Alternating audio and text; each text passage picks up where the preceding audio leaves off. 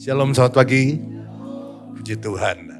Kita bersyukur kepada Tuhan karena hadiratnya ada di tengah kita pada pagi hari ini. Kita mau dengar firman Tuhan. Tapi sebelumnya kita katakan sama-sama begini. Sejauh langit dari bumi, begitu besarnya kasih-Mu. Penuhi hati kami yang rindu menyembah-Mu. Yesus, sejauh langit dari bumi, begitu besarnya Kaulah Tuhan. Kaulah Tuhan, kekuatanku, sukacitaku. Yuk sekali lagi angkat suara kita, penyembahan kita kepada Tuhan. Sejauh langit dari bumi, begitu besarnya kasih-Mu. Penuhi hati kami yang rindu menyembah-Mu. Yesus, sejauh langit dari bumi, begitu besarnya kasih-Mu. Kaulah Tuhan, kekuatanku, sukacitaku. Kaulah Tuhan, oh, Kaulah Tuhan, kekuatanku, sukacita. Katakan sekali lagi, Kaulah Tuhan, kekuatanku. Kaulah Tuhan, kekuatanku,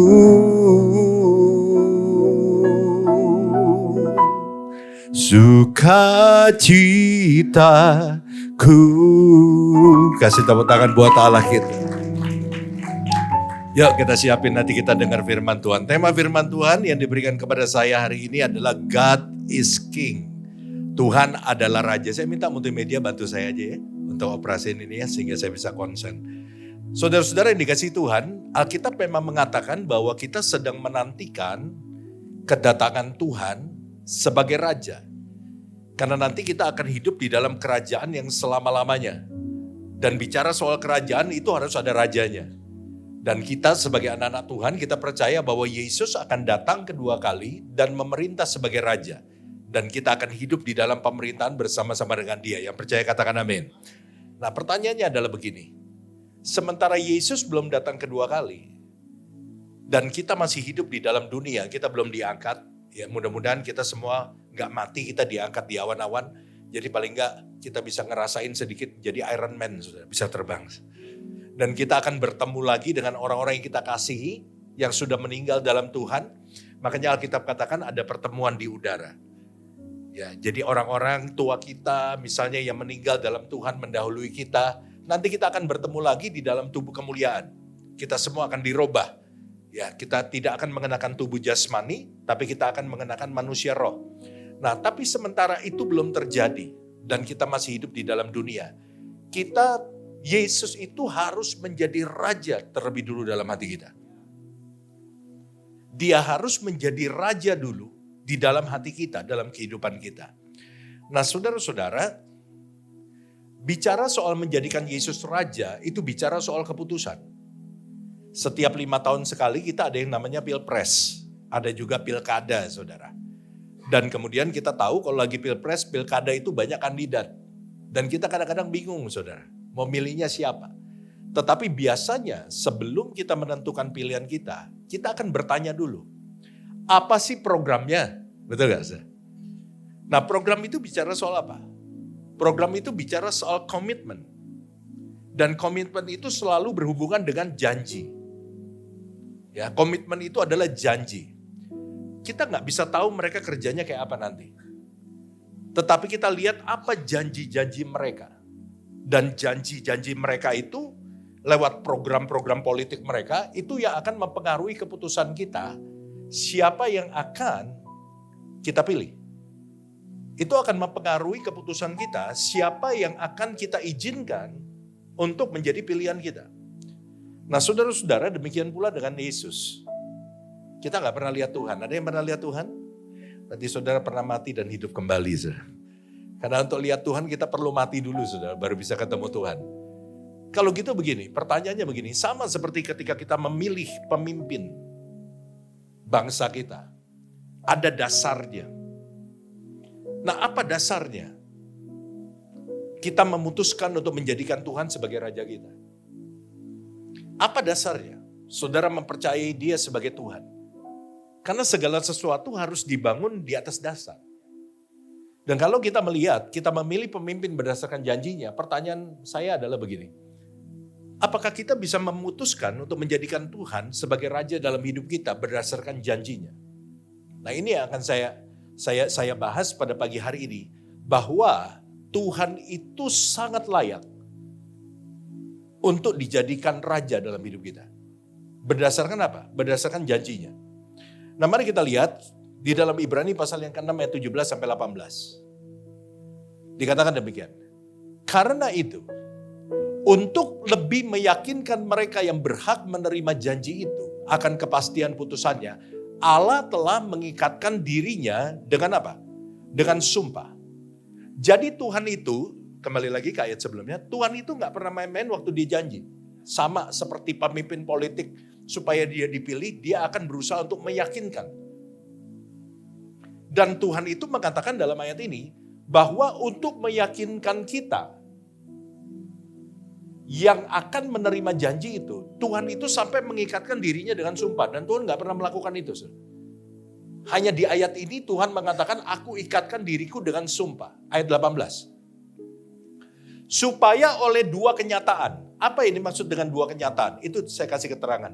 Janji dan sumpahnya. Dan Alkitab mengatakan kepada kita, memberitahu kepada kita bagaimana sifat janji dan sumpahnya Tuhan. Dikatakan apa? Supaya oleh dua kenyataan yang tidak berubah-ubah. Di sini Alkitab memberitahu kita bahwa janji dan sumpahnya Tuhan itu gak pernah berubah. Tentang mana Allah tidak mungkin berdusta. Kita yang mencari perlindungan beroleh dorongan yang kuat untuk menjangkau pengharapan yang terletak di depan kita. Jadi Tuhan itu memproklamirkan janjinya di dalam Alkitab. Tuhan menyatakan janjinya. Dan untuk meyakinkan kita, supaya kita percaya kepada janjinya, Tuhan itu sampai mengikatkan dirinya dengan sumpah. Untuk membuat kita yakin, saudara. Sehingga saya mau katakan begini kepada saudara. Saat Tuhan berjanji, Tuhan tidak pernah main-main dengan janjinya. Nah hari ini mari kita melihat, kenapa kok Tuhan harus jadi Raja dalam hidup kita? Apa dasarnya kita harus menjadikan Tuhan sebagai Raja dalam hidup kita? Berdasarkan janji yang Dia ucapkan. Bagaimana sikap Tuhan terhadap janji yang Dia ucapkan? Mari kita lihat yang pertama. Hari ini saya hanya 2 poin aja. Ya, supaya saudara gak lama-lama. Saudara punya pengharapan bahwa ibadah akan cepat selesai. Dan saya meyakinkan itu. Yang pertama, kenapa kita bisa menjadikan Tuhan sebagai Raja kita? Karena janji Tuhan itu dapat dipercaya. God's promises are credible. Saudara-saudara yang dikasihi Tuhan, saudara pernah dijanjiin orang? Pernah ya? Bahkan kalau saya lihat wajah-wajahnya banyak yang di PHP, saudara. Banyak wajah-wajah penuh janji yang tidak tergenapi, saudara ya. Kalau kita pernah dijanjikan oleh seseorang, seperti tadi saya katakan, kita perlu memiliki dasar untuk bisa mempercayai atau tidak janji orang itu. Betul gak, saudara? Saudara kan gak asal terima semua janji orang. Orang gak kenal, gue janjiin lu beli mobil, saudara terima. Enggak kan? Saudara harus punya dasar untuk menentukan saya bisa percaya gak sama orang ini. Atau saya tidak percaya, saudara langsung tidak percaya.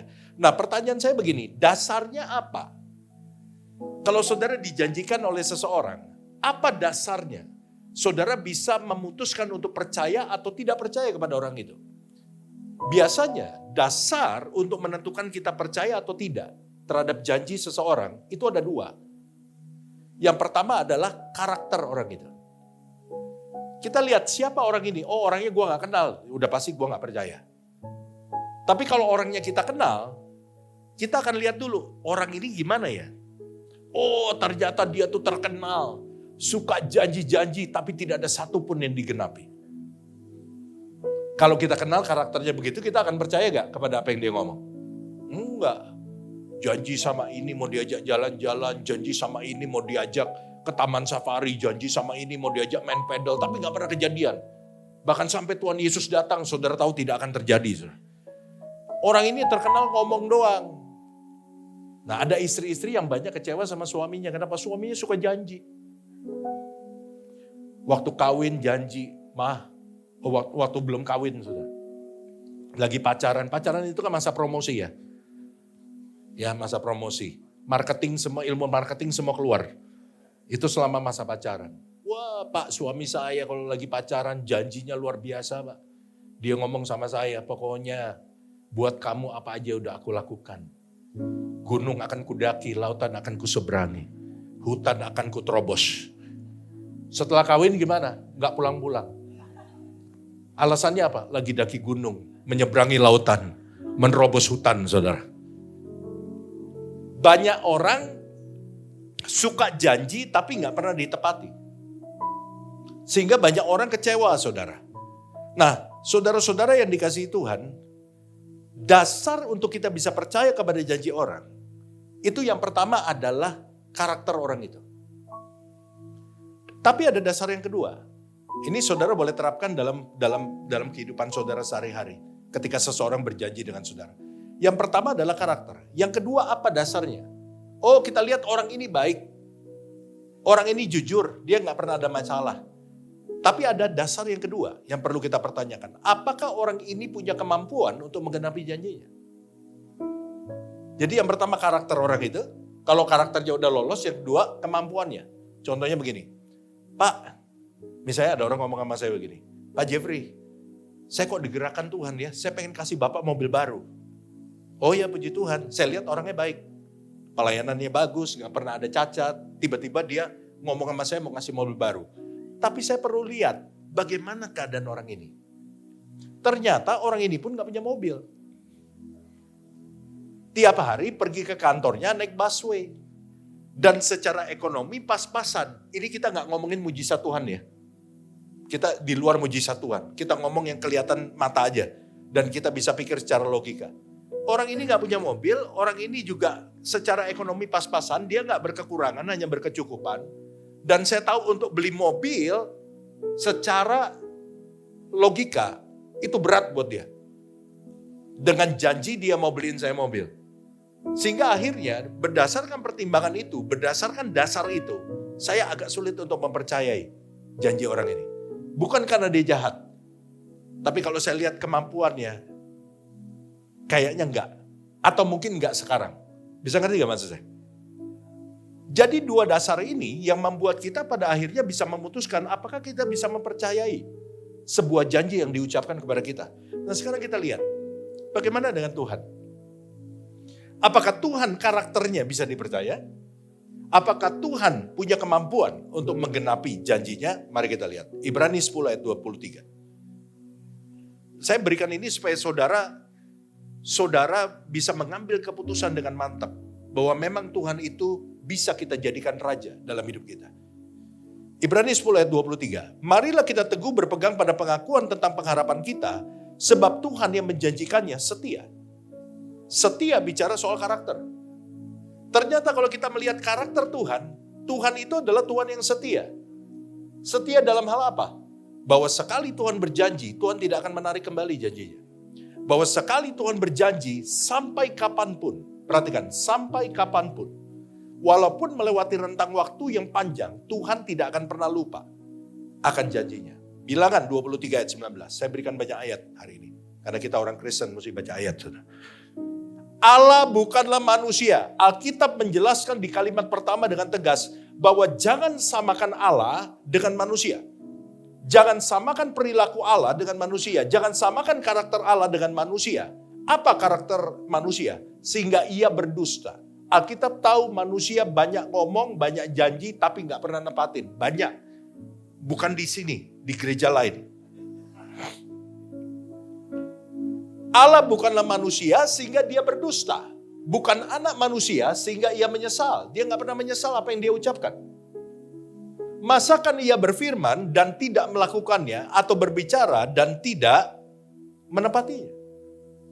Saudara bisa menjadikan Tuhan sebagai raja, karena apa?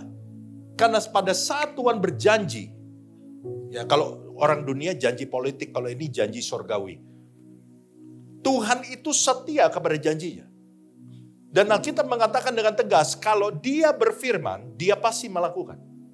Kalau dia berbicara, dia pasti menepatinya. Nah saudara-saudara, saya ingin buktikan tentang kesetiaan Tuhan terhadap janjinya dari tokoh-tokoh Alkitab yang hidup mendahului kita. Mereka memberikan kesaksian, banyak tokoh Alkitab yang memberikan kesaksian bagaimana Allah itu setia dengan janjinya. Yosua pasal 21 ayat 45. Yosua memberikan kesaksian begini, dari segala hal yang baik yang dijanjikan Tuhan kepada Israel, apa kata Yosua? Tidak ada yang tidak dipenuhi. Semuanya terpenuhi. Ditekankan lagi. Yosua menjadi saksi hidup bagaimana janji Tuhan yang diucapkan sebelum Yosua lahir. Sebelum Yosua jadi raja. Janji ini tertulis. Dan digenapi di zaman Yosua. Sehingga Yosua menjadi saksi hidup. Dia berkata apa? Dari semua janji Tuhan kepada bangsa Israel sebelum aku jadi raja. Tidak ada yang tidak dipenuhi. Semuanya terpenuhi. Kemudian siapa lagi saudara? Salomo. Salomo pun menjadi saksi hidup tentang kesetiaan Tuhan. 1 Raja-Raja 8 ayat yang ke-56. Terpujilah Tuhan yang memberikan tempat perhentian kepada umatnya Israel tepat seperti yang difirmankannya. Dari segala yang baik yang telah dijanjikannya dengan perantaraan Musa, hambanya. Tidak ada satupun yang tidak dipenuhi. Jadi janji Tuhan yang diucapkan pada generasi sebelum Salomo, yaitu pada generasi Musa, yang dilihat oleh Yosua digenapi. Tapi Salomo juga melihat janji itu digenapi. Itu lewatin rentang ratusan tahun loh. Lewatin rentang yang begitu panjang. Tapi Salomo memberikan kesaksian bahwa janji yang diucapkan dahulu, Tuhan itu gak pernah lupa kepada janjinya. Saudara percaya bahwa Tuhan tidak pernah lupa kepada janjinya. Amin. Salomo berkata bahwa janji-janji Tuhan itu semuanya terpenuhi. Jadi ini adalah kesaksian daripada orang-orang yang melihat bagaimana Tuhan itu setia dan tidak pernah lupa akan janjinya. Satu orang lagi saudara. Papanya Salomo namanya Daud. Daud ini raja yang paling dicintai oleh bangsa Israel. Daud berkata apa? Mazmur 12 ayat yang ke-7. Dikatakan apa? Janji Tuhan adalah janji yang murni. Bagaikan perak yang teruji, 7 kali dimurnikan dalam dapur peleburan di tanah. Kenapa kok Daud bisa berkata janji Tuhan adalah janji yang murni? Tentu ada dasarnya. Dasarnya apa? Karena dia melihat bahwa semua janji Tuhan yang diucapkan oleh Tuhan, Daud menjadi saksi janji itu digenapi. Dan tidak meleset. Tidak ada yang kurang. Makanya dipakai kata apa? Tepat seperti yang dijanjikannya. Artinya jumlahnya sama, kondisinya sama seperti yang dijanjikan dan tidak ada yang menyimpang. Itu arti kata tepat. Dan Daud menjadi kesaksi bahwa semua janji Tuhan itu dipenuhi. Makanya dia bilang apa? Janji Tuhan itu sempurna. Kenapa kok saya bisa tahu sempurna? Karena Daud memakai ilustrasi apa? 7 kali dimurnikan. 7 itu angka sempurna. Saudara-saudara yang dikasihi Tuhan, karena itu saya mau katakan kepada saudara, jangan pernah meragukan Tuhan dan jangan pernah ragu untuk menjadikan Tuhan raja dalam hidup kita. Jangan pernah ragu untuk memilih Tuhan untuk menjadi pemimpin dalam hidup kita. Kenapa? Karena Tuhan punya program surgawi. Tetapi program surgawi ini bukannya belum kita lihat. Tokoh-tokoh Alkitab mengatakan, mereka melihat Tuhan membuktikan apa yang dijanjikannya digenapi. Dan hari ini saya mau katakan, seluruh firman Tuhan yang saudara pegang, seluruh janji Tuhan yang saudara pegang, itu adalah program surgawinya Tuhan. Dan saya mau katakan, Allah setia kepada janjinya.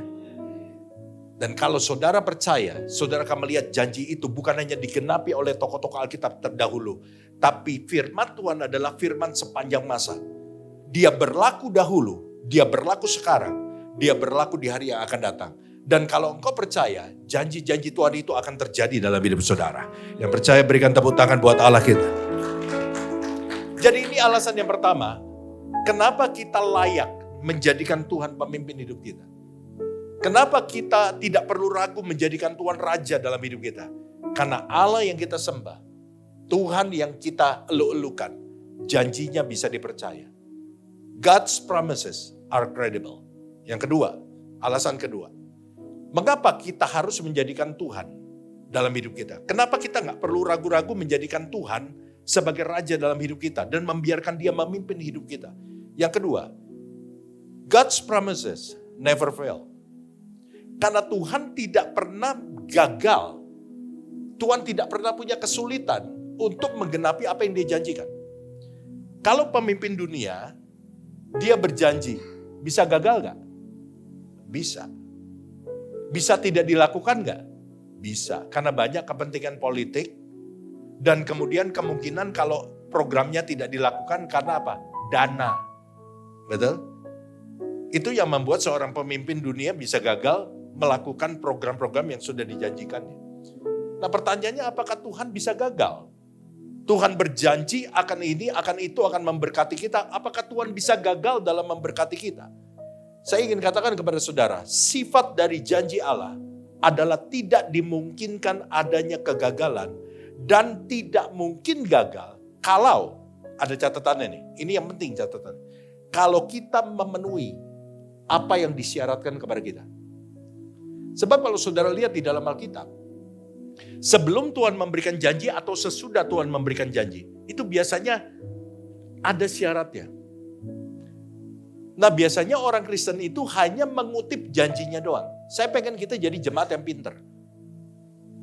Kita gak boleh jadi jemaat yang bodoh.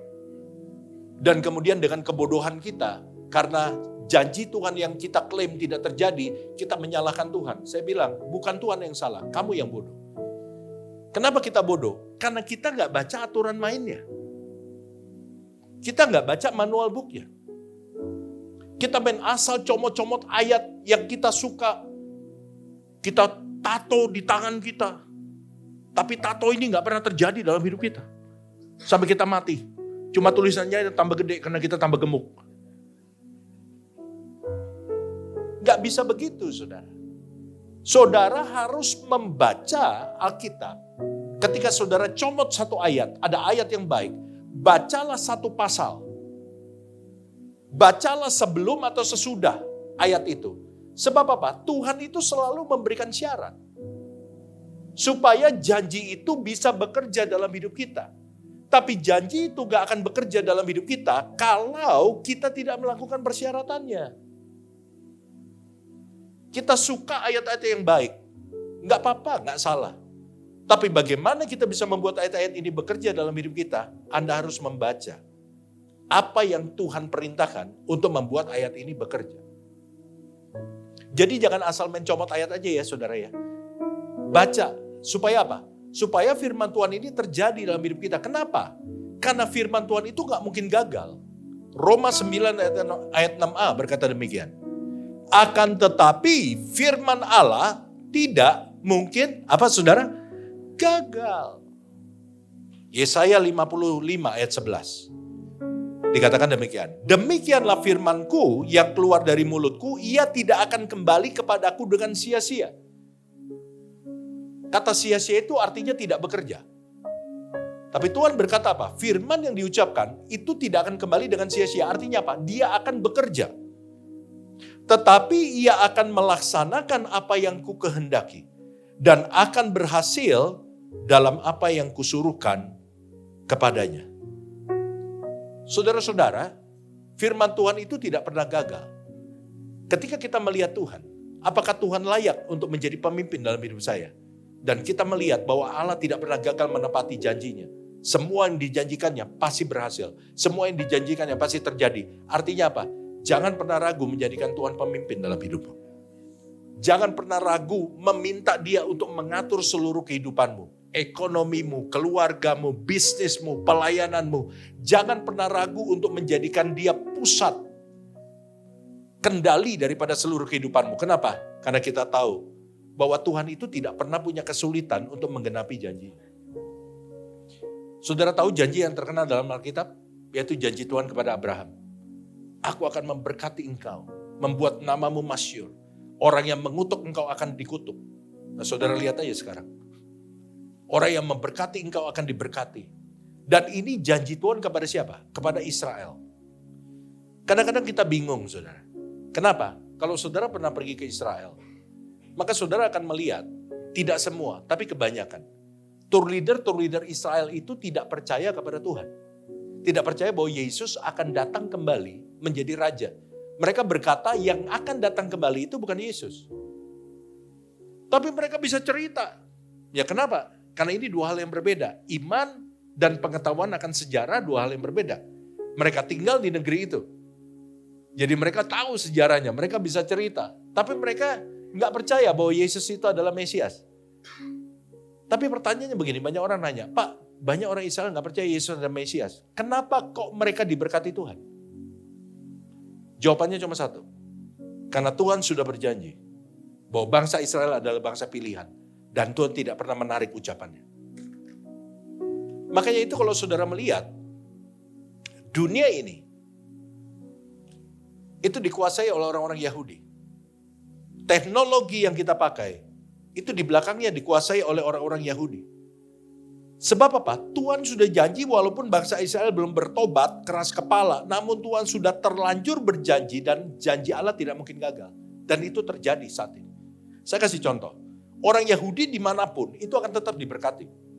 Seorang yang bernama Larry Ellison, kalau saudara cari di Google, dia adalah salah satu orang terkaya di dunia. Dan kalau saudara telusuri, walaupun namanya kayak nama barat, karena udah terjadi percampuran. Orang Yahudi menyebar di mana-mana. Tapi kalau saudara telusuri pohon daripada keluarganya, maka saudara akan tahu bahwa Larry Ellison, salah satu orang terkaya di dunia, ini adalah keturunan Yahudi. Dan kemudian yang dulu saudara suka pakai, mungkin sekarang suka pakai buat berteman, apa namanya? Facebook. Siapa penemunya Facebook? Mark Zuckerberg. Orang mana dia? Keturunan Yahudi. Kalau saudara bergerak di bidang komputer, saudara pasti akan familiar dengan nama Microsoft. Dan siapa yang menemukan? Bill Gates. Siapa Bill Gates? Dari mana dia? Dia orang Yahudi. Dan kemudian kalau saudara cari sesuatu, ada mesin pencari di dalam handphone saudara, namanya apa? Google. Dan penemu Google namanya adalah Larry Page. Dan siapa Larry Page? Dari mana dia? Dia adalah keturunan Yahudi. Dalam dunia penemuan pun banyak didominasi oleh orang Yahudi. Albert Einstein. Saudara baca, asalnya dari mana? Dia adalah orang Yahudi. Dan dia menjadi ilmuwan penemu terbesar sepanjang sejarah. Kenapa orang-orang yang belum percaya ini diberkati Tuhan? Alasannya cuma satu. Karena Tuhan sudah berjanji bahwa bangsa Israel akan menjadi bangsa yang diberkati. Dan sekali lagi saya katakan, karena dia sudah berjanji dan janjinya tidak mungkin gagal. Makanya hal itu terjadi. Orang Israel tetap diberkati walaupun sebagian besar dari mereka belum percaya sama Tuhan. Bagaimana dengan kita? Kalau orang yang belum percaya diberkati Tuhan karena Tuhan sudah berjanji. Tuhan juga berjanji akan memberkati kita yang percaya. Halo? Tuhan berkata jalan hidup orang benar akan seperti rembang pagi hari yang merekah. Fajar di pagi hari, matahari baru muncul. Dan dikatakan apa? Jalan hidup orang benar seperti matahari yang muncul dan kian merekah hingga rembang tengah hari. Matahari itu kalau baru muncul sampai tengah hari, posisinya naik atau turun? Naik. Dan Tuhan berkata jalan hidup orang benar. Siapa orang benar? Kita. Benar karena apa? Bukan karena kelakuan kita benar. Karena kita dibenarkan oleh kuasa darah Yesus. Sebab tidak ada orang benar yang tidak berbuat dosa. Semua orang benar pernah berbuat dosa. Semua orang baik pernah berbuat dosa. Nabi pernah berbuat dosa. Rasul pernah berbuat dosa. Dan satu dosa itu cukup untuk meruntuhkan kasih karunia Allah dalam hidup kita. Tetapi pembenaran kita bukan karena apa yang kita buat. Pembenaran kita karena Yesus mati buat kita. Dia tanggung semua dosa kita. Sehingga kita yang kotor, kotoran kita dipindahkan ke tubuhnya. Sehingga di hadapan Allah kita menjadi bersih. Kita dibenarkan karena kasih karunia. Bukan karena kita berbuat sesuatu menjadi benar. Tidak. Karena manusia rentan terhadap dosa. Bahkan di dalam gereja pun kita bisa berdosa. Saudara lagi duduk dengar saya mikir kapan nih pendeta kelar. Itu dosa. Saya tahu kapan saya akan selesai. Tapi kita dibenarkan semata-mata karena kasih karunia. Karena ada Allah yang suci. Menjadi tidak suci. Menjadi berdosa. Bukan karena perbuatan dia. Seperti halnya kita gak bisa jadi kudus karena perbuatan kita. Dia menjadi kotor karena perbuatan kita. Bukan karena perbuatannya. Dan untuk itu, ketika kita berdiri di hadapan Bapa, kita dibenarkan. Kita sudah menjadi orang benar karena pengudusan Yesus. Iblis akan membohongi kita dengan berkata, kamu bukan orang benar. Kamu masih berdosa. Iblis akan mengaitkan kita bahwa pembenaran adalah hasil perbuatan. Lihat, kamu masih berdosa. Kemarin kamu baru berdosa. Mana kamu orang benar? Iblis akan berusaha untuk mengalihkan pikiran kita bahwa benar itu karena perbuatan. Tidak. Katakan kepada dia, memang saya masih bisa berbuat dosa. Tapi pengampunan Tuhan sediakan. Tapi saya orang benar bukan karena perbuatan saya baik. Tidak ada orang baik di dunia ini. Tapi yang ada adalah orang yang tidak baik, yang dibenarkan oleh karena kasih karunia. Hari ini walaupun saya bisa jatuh dalam dosa, tapi saya tidak tinggal dalam dosa. Saya orang benar, karena Yesus telah mati buat saya. Bukan karena perbuatan saya, karena kasih karunia, pengorbanan di kayu salib membenarkan saya. Hari ini, dua alasan ini.